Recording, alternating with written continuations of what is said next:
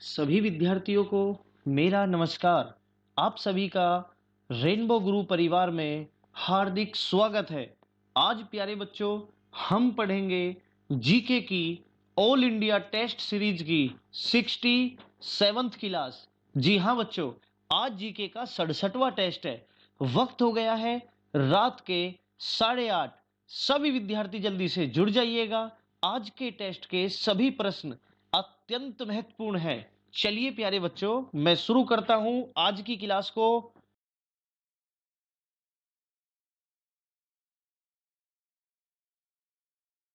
चलिए बच्चे, अब शुरू करते हैं आज की क्लास को। और आइए आज की क्लास का सवाल नंबर पहला। सभी बच्चे अपने अपने सही जवाब आखिरी तक कमेंट करेंगे। यही हमारी क्लास का नियम है। एक एक बच्चा अपना सही जवाब कमेंट करेगा। चलिए शुरू करते हैं। सवाल नंबर पहला।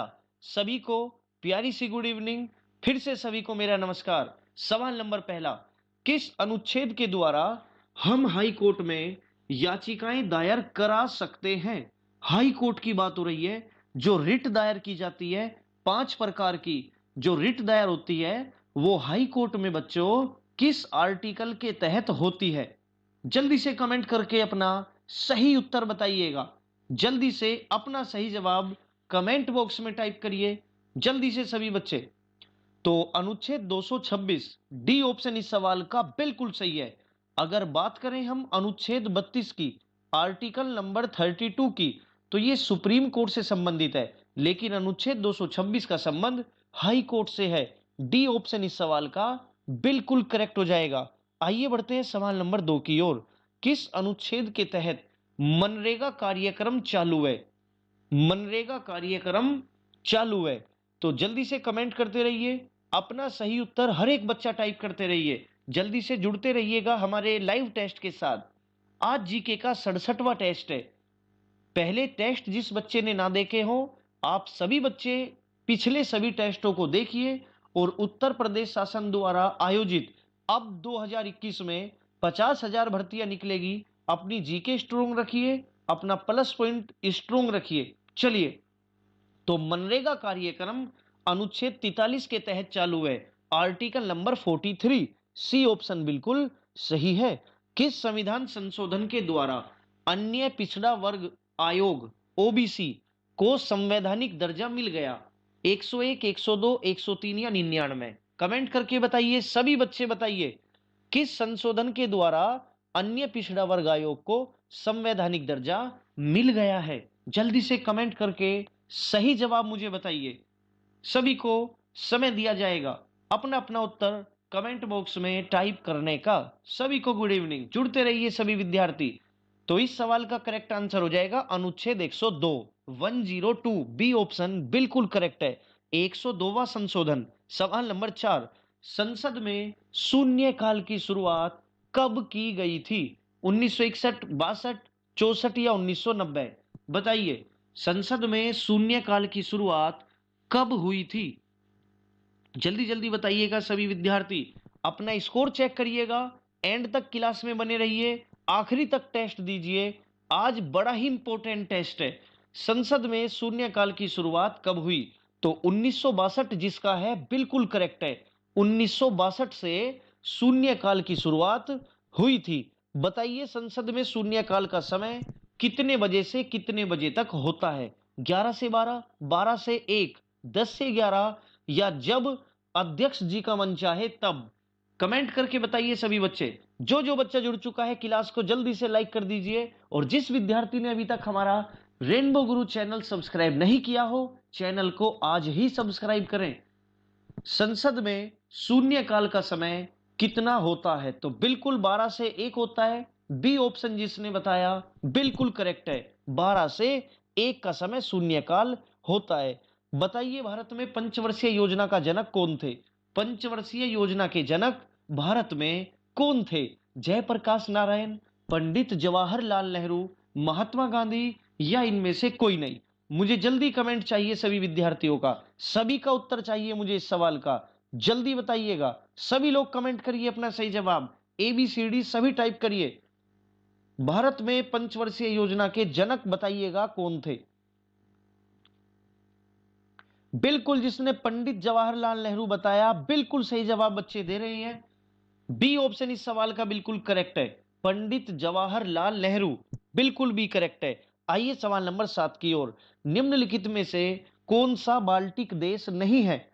निम्नलिखित में से कौन सा बाल्टिक देश नहीं है? लिथुआनिया, लाटविया, एस्टोनिया या रसिया? बाल्टिक देशों की संख्या में कौन सा नहीं है? लिथुआनिया, लाटविया, एस्टोनिया या फिर रसिया? तो ऊपर के तीनों देश बाल्टिक देश है। याद रखिएगा बच्चे, ये बाल्टिक समुद्र से लगे हुए हैं और बाल्टिक देश है। Lithuania, Latvia, Estonia. इस सवाल को एसएससी कई बार पूछ चुकी है, आप इसे तैयार रखिएगा भविष्य के लिए। तो बाल्टिक देश तीनों हैं, जबकि डी नहीं है, तो इसका डी आंसर है। लिथुआनिया, लाटविया, एस्टोनिया तीनों बाल्टिक देश हैं, जबकि रसिया नहीं है। सवाल नंबर 8। कौन से देश निम्नलिखित में से सार्क के सदस्य नहीं है? इनमें से कौन से देश सार्क के सदस्य नहीं है? Nepal, Pakistan, Bhutan, Bharat, China, Myanmar, Nepal, Afghanistan? बताइए जल्दी से। सार्क के कुल 8 देश सदस्य हैं, कौन से 2 देश हैं जो सदस्य नहीं है? जल्दी बताइए, सवाल नंबर 8 का सही उत्तर क्या होगा? कौन से देश सार्क के सदस्य नहीं है? जल्दी से बताइए। तो बिल्कुल विद्यार्थियों, चाइना और म्यांमार। सी ऑप्शन बिल्कुल करेक्ट है। चाइना और म्यांमार में से कोई सा भी देश सार्क का सदस्य देश नहीं है। सार्क के सदस्य देश चाइना और म्यांमार में से कोई सा भी नहीं है। आइए सवाल नंबर 9 की ओर। सभी बच्चे कमेंट करेंगे, सभी विद्यार्थी अपना सही उत्तर दीजिए। जिसने चैनल अभी तक सब्सक्राइब नहीं किया, आज ही चैनल सब्सक्राइब करें और क्लास को शेयर भी करिए। क्लास को शेयर भी करिए। श्रीलंका को कब ब्रिटेन से आजादी मिली? श्रीलंका को ब्रिटेन से आजादी कब मिली? श्रीलंका का पूरा नाम सिलोन है। श्रीलंका का पुराना नाम सिलोन था। ठीक है बच्चा। अब बताइए, श्रीलंका को कब ब्रिटेन से आजादी मिली? जैसे भारत ब्रिटेन से आजाद हुआ 15 अगस्त 1947 को। आपको बताना है श्रीलंका को ब्रिटेन से आजादी कब मिली? भारत के बाद मिली थी। बताइए कब मिली? जल्दी से। 4 अगस्त, 5 अगस्त, 4 फरवरी या 12 फरवरी? यानी श्रीलंका का स्वतंत्रता दिवस आपको बताना है। श्रीलंका का स्वतंत्रता दिवस कब है? तो 4 फरवरी 1948 इस सवाल का बिल्कुल करेक्ट आंसर होगा। 4 फरवरी 1948 को श्रीलंका को ब्रिटेन से आजादी मिली थी। सी ऑप्शन बिल्कुल करेक्ट है। आइए सवाल नंबर 10 की ओर। कामागाटा मारू एक जापानी जलपोत था जो 351 यात्रियों को हांगकांग के रास्ते वर्ष 1941 में कहां पर ले जा रहा था? कामागाटा मारू, जल्दी बताइए। ये एक जापानी जहाज था। ये 351 यात्रियों को हांगकांग के रास्ते 1941 में कहां ले जा रहा था? दुबई, सिंगापुर, कनाडा या भारत? दुबई, सिंगापुर, कनाडा या भारत, कहां पर ले जा रहा था कामागाटा मारू? ये जापानी जलपोत था, इसको किराए पर लिया गया था। और बच्चों, ये कनाडा जा रहा था। सी ऑप्शन इस सवाल का बिल्कुल करेक्ट है। ये जहाज कनाडा जा रहा था, कनाडा। ठीक है बच्चा। चलिए सवाल नंबर 11 बताइए। एक बैरल में कुल कितने लीटर होते हैं? एक बैरल में। जी हां, कामागाटा मारू जहाज कनाडा जा रहा था 351 यात्रियों को लेकर हांगकांग के रास्ते। आइए सवाल नंबर 11। एक बैरल में कुल कितने लीटर होते हैं? सभी लोग कमेंट करके बताइए। 168.4, 166, 143 या 159.4? जिसने पढ़ा हो जल्दी बताइए। एक बैरल में कुल कितने लीटर होते हैं? सभी बच्चे अपना सही उत्तर कमेंट करिएगा। सभी विद्यार्थी अपना सही उत्तर हमें बताइए। ये जीके की क्विज होती है, आप इसमें डेली अपनी भागीदारी दें, डेली हिस्सा लें। आपको डेली इसमें अपना हिस्सा लेना है और रोजाना अपने सही उत्तर देखने हैं। अपनी जीके रोजाना आपको स्ट्रोंग करनी है। तो बिल्कुल डी करेक्ट है। 159.4 एक बैरल में 159.4 लीटर होते हैं। सवाल नंबर 12। जवाहरलाल नेहरू जी की माता का नाम बताइए। कमलाबाई, पुतलीबाई, स्वरूप रानी या रोशनी देवी? मुझे जल्दी बताइएगा। जवाहरलाल नेहरू जी की माता जी का नाम क्या था? ये आपको बताना है। क्या था? जिसने पढ़ा हो जल्दी से कमेंट करके अपना सही उत्तर दीजिए।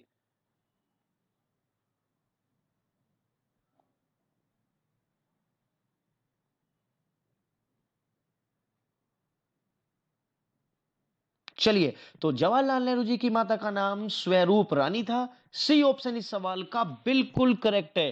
स्वरूप रानी जवाहरलाल नेहरू जी की माता थी। सवाल नंबर 13, सत्याग्रह की शुरुआत सर्वप्रथम गांधी जी ने साउथ अफ्रीका में किस वर्ष की थी? सत्याग्रह की शुरुआत गांधी जी ने सबसे पहले दक्षिण अफ्रीका में की थी। किस वर्ष में की थी? 1905, 6, 7 या 4? कमेंट करके बताइए। सभी बच्चे अपना सही उत्तर टाइप करते रहिए। अत्यंत महत्वपूर्ण क्लास लेकर आया हूं आपके लिए, जो डेली रात 8:30 बजे रेनबो गुरु ऑफिशियल यूट्यूब चैनल पर होती है। सत्याग्रह की शुरुआत सर्वप्रथम गांधी जी ने 1906 में की थी। बिल्कुल बी जिसने बताया एकदम करेक्ट है। आइए सवाल नंबर 14, गांधी जी को अहिंसा की प्रेरणा किस पुस्तक से मिली? गांधी जी को अहिंसा की प्रेरणा किस पुस्तक से मिली थी? Indian Opinion, India Divided, War and Peace, The Last Sight? बताइए, अहिंसा की प्रेरणा किस पुस्तक से गांधी जी ने ली थी? तो सी ऑप्शन इसका बिल्कुल करेक्ट है, वार एंड पीस, जो लियो टोल्स्टॉय ने लिखी है। वार एंड पीस पुस्तक से गांधी जी को अहिंसा की प्रेरणा मिली थी। और वार एंड पीस के लेखक भी याद रखिएगा, लियो टोल्स्टॉय, लियो टोल्स्टॉय। सवाल नंबर 15, भारतीय रबड़ बोर्ड का मुख्यालय कहां पर स्थित है? भारतीय रबड़ बोर्ड जो है उसका मुख्यालय हेडक्वार्टर कहां है? कोच्चि, गुंटूर, कोट्टायम या बेंगलुरु? जल्दी सभी विद्यार्थी अपना सही उत्तर दीजिए और क्लास को लाइक करते रहिए, शेयर करते रहिए। जिसने अभी तक लाइक ना की हो, अभी की अभी क्लास को लाइक करिएगा और बताइए भारतीय रबड़ बोर्ड का मुख्यालय कहां पर है? तो ये केरल के कोट्टायम में स्थित है। सी ऑप्शन इसका बिल्कुल करेक्ट है। केरल के कोट्टायम में स्थित है। सी ऑप्शन बिल्कुल करेक्ट है। आइए सवाल नंबर 16, मोस्ट इंपोर्टेंट, बताइए भारत के किस राज्य का राजकीय फल अनानास है? अनानास है, बताइए जल्दी से। भारत के किस राज्य का राजकीय फल अनानास है? तमिलनाडु, केरल, तेलंगाना, त्रिपुरा? बताइए, पाइनएप्पल, जो पाइनएप्पल होता है, अनानास जो होता है, ये भारत के किस राज्य का राजकीय फल घोषित किया गया है? जल्दी से बताइएगा। समय देता हूं सभी विद्यार्थियों को, मुझे जल्दी इसका उत्तर चाहिए। किस राज्य का राजकीय फल अनानास है?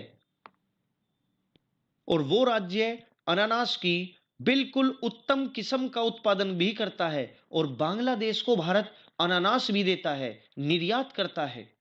और वो राज्य है त्रिपुरा। डी ऑप्शन इस सवाल का बिल्कुल करेक्ट है। त्रिपुरा तीन ओर से बांग्लादेश से घिरा हुआ है, अनानास राजकीय फल है और त्रिपुरा उत्तम श्रेणी का बहुत अच्छा और मीठा अनानास पैदा करता है त्रिपुरा राज्य। ठीक है बच्चे, और बांग्लादेश को निर्यात भी करता है। सवाल नंबर 17, भारत का वह पहला बैंक जिसने किसान क्रेडिट कार्ड जारी किया था कौन सा है? किसान क्रेडिट कार्ड जारी करने वाला भारत का पहला बैंक कौन सा है? बैंक ऑफ इंडिया, भारतीय स्टेट बैंक, सिंडिकेट बैंक या पंजाब नेशनल बैंक? बताइए, भारत का पहला बैंक किसान क्रेडिट कार्ड जिसने जारी किया, बैंक ऑफ इंडिया, भारतीय स्टेट बैंक, सिंडिकेट बैंक या पंजाब नेशनल बैंक? चारों दिग्गज बैंक है और बैंक ऑफ इंडिया इसका बिल्कुल करेक्ट आंसर होगा। ए ऑप्शन जिसने बताया बिल्कुल सही है, बैंक ऑफ इंडिया, बीओआई। सवाल नंबर 18, बंगाल की खाड़ी से भारत के कुल कितने राज्य लगते हैं? बंगाल की खाड़ी से भारत के कुल कितने राज्य लगते हैं? देखो, बंगाल की खाड़ी भारत के पूर्व में स्थित है। बंगाल की खाड़ी भारत के पूरब में स्थित है। तो 4, 5, 6 या 3, कितने राज्य बंगाल की खाड़ी से टच होते हैं? टच होते हैं, तो मैं आपको बता देता हूं, पश्चिम बंगाल, उड़ीसा, आंध्र प्रदेश और तमिलनाडु। ये 4 राज्य हैं बच्चा। कितने? ये 4 राज्य हैं आपके जो बंगाल की खाड़ी से सीमा बनाते हैं, लगते हैं। इनकी सीमा लगती है। तो चारों के नाम लिख लीजिएगा, पश्चिम बंगाल, उड़ीसा, आंध्र प्रदेश और तमिलनाडु। तो 4 राज्य बंगाल की खाड़ी से लगते हैं और अरब सागर से 5। भारत के पश्चिम में अरब सागर है, भारत के पश्चिम में अरब सागर है, पूरब में बंगाल की खाड़ी है और बंगाल की खाड़ी से 4 लगते हैं और मेरे बच्चे अरब सागर से 5 लगते हैं। चलिए सवाल नंबर 19, भारत में कुल कितने राष्ट्रीय जल मार्ग है? जल्दी से कमेंट करके बता दो, सबसे हॉट सवाल है आज की क्लास का। देखो देखने में भी कितना खूबसूरत सा। भारत में कुल कितने राष्ट्रीय जल मार्ग है? 6, 8, 10 या 111? कमेंट करके मुझे बताइएगा जल्दी से। खूबसूरती देखो प्रश्नों की, कितने खूबसूरत प्रश्न हैं, बताइएगा बच्चा। भारत में कुल कितने राष्ट्रीय जल मार्ग है? पहले बहुत कम थे बेटा, लेकिन 2016 में 106 जलमार्गों को राष्ट्रीय जलमार्ग घोषित किया गया। अभी के अभी नोट करेगा एक एक बच्चा। 2016 में 1,106, 2016 में 106 जलमार्गों को राष्ट्रीय जलमार्ग घोषित कर दिया गया और वर्तमान में भारत में कुल 111 राष्ट्रीय जलमार्ग है।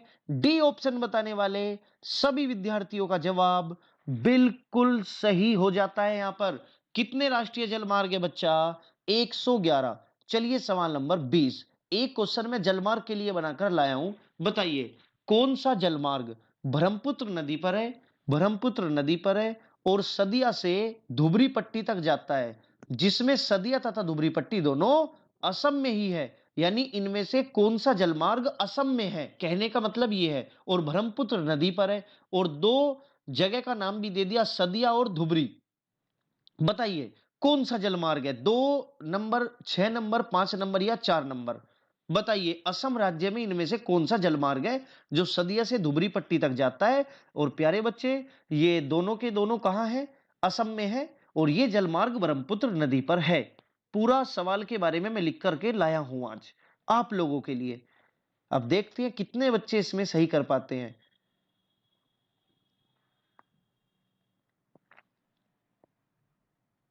सभी बच्चे कमेंट करेंगे भाई। तो कौन सा जलमार्ग है बच्चे? जलमार्ग नंबर 2, इसका ए ऑप्शन बिल्कुल करेक्ट है, नंबर 2। सवाल नंबर 21, बत्तुकम किस राज्य का मुख्य त्योहार है? ये त्योहार का नाम लिखा हुआ है बत्तुकम। बत्तुकम किस राज्य का मुख्य त्योहार का नाम है? असम, कर्नाटक, तेलंगाना, महाराष्ट्र। बत्तुकम किस राज्य का मुख्य त्योहार है? असम, कर्नाटक, तेलंगाना या महाराष्ट्र? बताइए जल्दी से कमेंट करके बताइए बच्चा।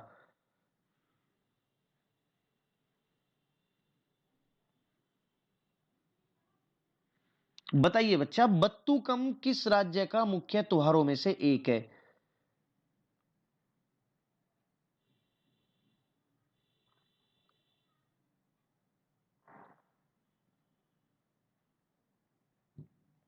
देखते हैं कितने बच्चे बता पाते हैं। तो बिल्कुल तेलंगाना, 21वें का सी ऑप्शन बिल्कुल करेक्ट है बच्चा। तेलंगाना इस सवाल का बिल्कुल सही जवाब है। आइए सवाल number 22, ONGC, oil and natural gas corporation. बताइए ओएनजीसी का मुख्यालय कहां पर स्थित है? ओएनजीसी का मुख्यालय कहां पर स्थित है? जल्दी से मुझे कमेंट करके बताइए।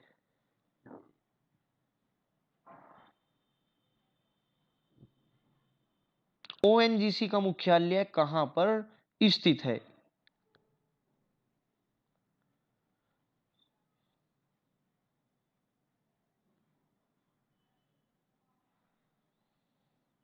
ओएनजीसी का मुख्यालय कहां पर स्थित है?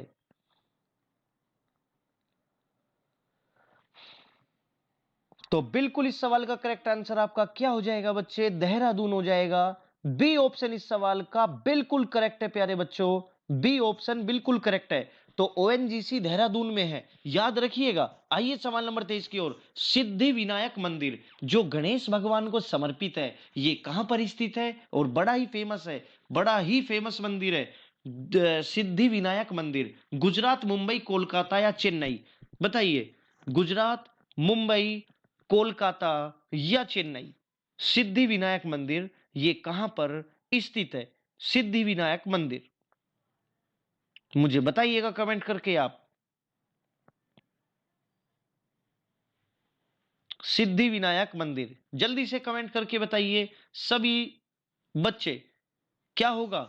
बिल्कुल मुंबई है, बी ऑप्शन बिल्कुल करेक्ट है इसका, मुंबई, बी ऑप्शन बिल्कुल करेक्ट है बच्चा, मुंबई इस सवाल का बिल्कुल करेक्ट आंसर है। मलेशिया देश का राष्ट्रीय खेल बताइए कौन सा है? जी बिल्कुल, मलेशिया देश का राष्ट्रीय खेल बताइए कौन सा है? National game of Malaysia, kabaddi, badminton, cricket या टेबल टेनिस?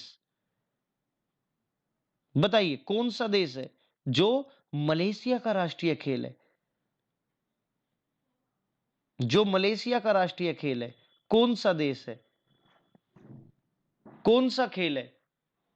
कमेंट करते रहिए जल्दी से। देखो मलेशिया देश का जो राष्ट्रीय खेल है बच्चा वो है बैडमिंटन, बी ऑप्शन जिसने बताया बिल्कुल करेक्ट है, बैडमिंटन। बताइए मर्डर किसके समूह को कहते हैं? सवाल नंबर 25, बड़ा ही जहरीला सवाल है। बताइए मर्डर किसके समूह को कहा जाता है? मच्छर को, मच्छर के, कौवों के, चिड़ियाओं के या गिलहरियों के, किसके समूह को मर्डर कहते हैं? बताइएगा किसके समूह को मर्डर कहते हैं? तो बिल्कुल बी ऑप्शन इस सवाल का बिल्कुल करेक्ट है। ये जो कौवों का समूह होता है, ठीक है, ग्रुप ऑफ क्रो, कौवों का जो समूह होता है, कौवों के समूह को मर्डर कहते हैं। सवाल नंबर 26, 26वां सवाल पढ़िए और बताइए क्या होगा इसका करेक्ट आंसर। भारत में कब रोलट एक्ट लागू किया गया? भारत में रोलट एक्ट कब लागू किया गया था? 20 मार्च 1919, 15 मार्च 1919, 19 मार्च 1919 या बेटा 10 अप्रैल 1919? बताइए सवाल नंबर 26 का क्या सही जवाब होगा?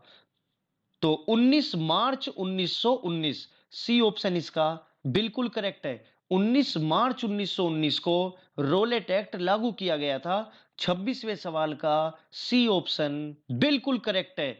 भारत में रोलेट एक्ट 19 मार्च 1919 में लागू किया गया था। देखो रोलेट एक्ट में था कि किसी भी भारतीय को अंग्रेज बिना किसी वकील के, बिना किसी अपील के गिरफ्तार कर सकती थी, जिसका विरोध जलियांवाला बाग में 13 अप्रैल 1919 को किया जा रहा था, जिस पर जनरल डायर ने गोलियां चलवाई थी। तो रोलट एक्ट कब लागू हुआ? 19 मार्च 1919 को। इसी के विरोध में जलियांवाला बाग में मीटिंग हो रही थी। सवाल नंबर 27, कैनरा बैंक का मुख्यालय कहां है?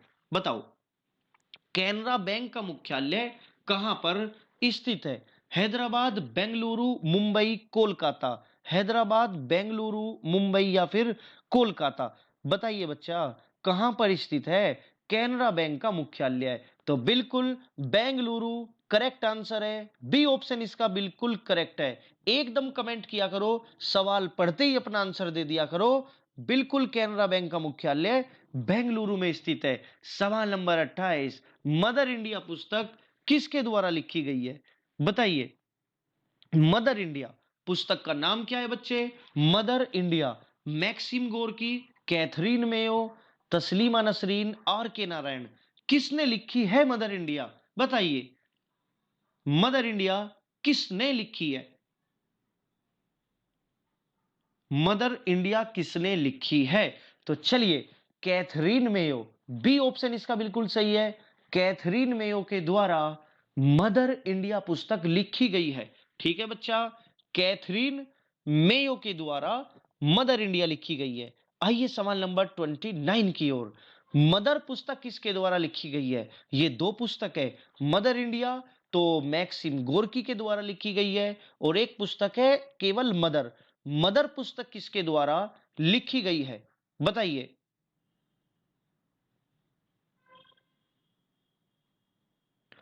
ठीक है बच्चे, तो सवाल नंबर 28 जो है ये मदर इंडिया है। मदर इंडिया कैथरीन मेयो के द्वारा लिखी गई है, तो 28वें का बी ऑप्शन करेक्ट है। मदर इंडिया किसके द्वारा लिखी गई है बच्चे?